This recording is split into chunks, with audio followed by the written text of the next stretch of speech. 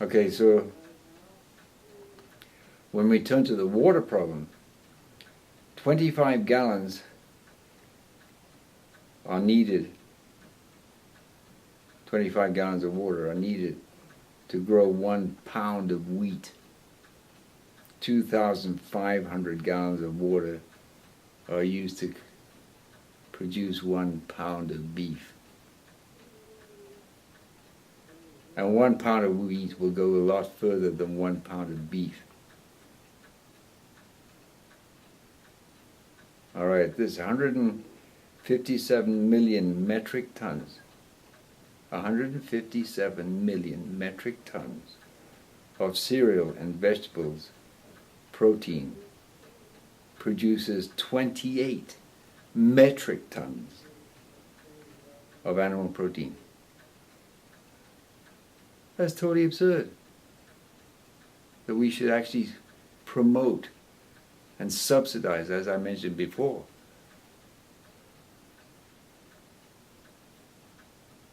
the consumption of animal protein. So the point I'm making here is we have all these social problems happening. And they've been going on for a long time, but they're coming, I wouldn't say they're coming to a head yet, but they're getting there in terms of social disruption, political unrest, violence, and not to mention all these epidemics of degenerative illnesses, and the ecological consequences. Because I saw a study a couple of days ago where some people in India did a study to find out how much a pound of beef costs if you take into account having a whole ecosystem changed over to grassland to produce beef. You know, a whole forest, which has happened. I mean, in the Amazon, we've had forests in various other places where forests have been cleared in order to have grazing for cattle so that we can eat animal protein. Turns out that 1 pound of beef would cost $400 a pound. And that's not even taking into account the water usage. If you take into account the water usage alone, it's $35 a pound. And all this is encouraged, and everybody does it, unthinkingly. Like people seem to think you cannot exist without eating animal protein. I mean, I've met people like that. I mean, I remember one time I met a guy, and we got talking. It was at a bus stop. No, we just got talking, waiting for the bus. And he asked me what I was doing. And I was saying, well, I'm eating macrobiotic, I'm doing counseling and teaching.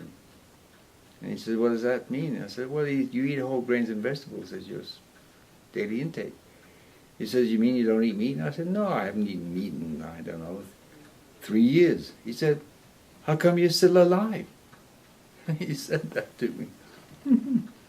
So this is like indoctrinated into people that you have to have your protein, animal protein, that is. Of course we need protein, but the best, as I said earlier, the best source of protein is grains and vegetables. And you only need 25 or 28 something grams per day, 1 ounce per day for an average active adult. So then if you look at other consequences of eating meat, as I said, if people experience what I've experienced, I mean, if they do what I do and have experienced over the course of the 35 years, which is, I would expect everybody to have the same experience in terms of what I am talking about. I'm not talking about your personal stuff because, that has to do with your spiritual development and all that kind of stuff, and everybody has a different karma and background and so forth. But in terms of the practical consequences, well, there's no cosmetic industry. I don't use cosmetics. I don't use them. That wouldn't be done. There'd be no vitamin industry. There'd be no medical industry. I mean, there'd be, a few clinics around here just to take care of the occasional sprained ankle or something like that. But there'd be no beef industry. It'd be like minuscule compared to what it is today. There'd be no protein industry compared to what it is today. It would not exist. So you can see the changing our way of eating from animal protein-based dietary intake to whole grains and vegetables is entirely subversive of modern culture. Entirely. And you don't have to shout and protest and go marching and doing that, because actually when you protest, all you're saying is, I'm dependent on you. That's what protestation actually means. It means, I am dependent on you. That is, when we protest, we are saying we are dependent upon that against which we are protesting. That's what it means. So this way of eating, macrobiotic way of eating, is getting rid of that codependency relationship. So you don't give 2 cents for what the government is doing because you're emancipated from it. You don't need it. The medical system, you don't need it. You don't need health insurance. You don't need any of those things. Okay, so then, as far as the ecological aspects, it is the most ecological way of living that a human being can undertake. It's very friendly on the environment. It's the most green way of life that you can imagine. And as far as the whole animal, laboratory animals, gone. You don't need them because you don't use drugs, you don't use cosmetics, you don't need anything that needs testing on animals. So that's all gone. I mean, people don't really think through all this, the consequences of changing our way of eating from whole grains from animal protein to whole grains and vegetables. It's a massively subversive activity. And it's not revolutionary because we're not interested in going around in circles. This is evolutionary. It's taking a step forward. It's progressive. And you do it, you're entirely subversive. The whole thing, the whole culture, the whole system basically crumbles around you and you don't care. Because that's what needs to happen. And it's happening anyway, whether you like it or not. That's what's happening. So if we change, but by changing our way of eating to whole grains and vegetables and studying yin and yang and the 5 transformation theory, we are preparing for the future America. We are laying the groundwork for that. So all these perturbations that are going on are essentially very, very positive, because it means we need to change, and it means we do not protest.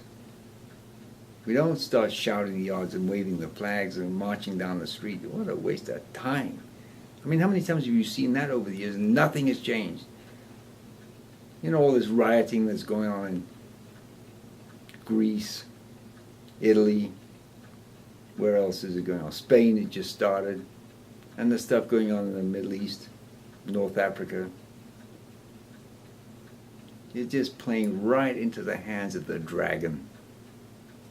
You're playing right into the belly of the beast by doing that. So to emancipate yourself so you don't get yourself entangled in the horns of the beast, you start eating whole grains and vegetables. All right, so that's what we need to do. And that's it for this episode. But next time I'm going to go further into this because this whole monetary system needs to change. But people don't realize, and people have no clue. And I realize this is a very radical statement. But I'm going to demonstrate to you the veracity of this statement. Now, Steiner said, at one point, that money is to the social organization what blood is to the human organization. And I want to go into that in further detail, because it is very clear that all these rioting and social unrest and political unrest and political dislocation and the impotency of the leaders of the world to know what to do about what's happening today. They are definitely at a loss, and everything is just, fumbling in the dark as to what to do. And the situation is going to get much more dicey as time goes on for everybody. And so we have to be proactive rather than reactive about it. And as far as the economy goes, because what is the economy after all? The economy is the day-to-day activity of the millions of people living on this planet. And their economic activity is based on what they eat. The monetary system that we use is based on what we eat. Right? It is. And that's what I want to show you. That the money, the form in which it takes, that we are using today, is a reflection of our dietary intake. And that if we want to change the money, we also have to change our diet from eating an animal protein-based diet to one based on whole grains and vegetables. So, that's what I will do in the next episode. And I could mention, I said at the beginning that I was going to mention what has happened between the episodes, because this is the 4th episode. And then really there's no point in really delineating everything, because it's all business as usual. Meaning Muba. Okay, Muba is a variation of another one. It means messed up beyond all possible repair. That's what it means. That's what business as usual means. And we need to change that.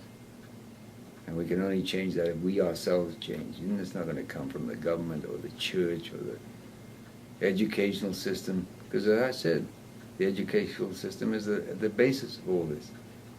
And the educational system is a question of medicine, and medicine is a question of nutrition. So on that note, I'll say good night, good morning, good evening, wherever you happen to be, and we'll see you next time. Thank you.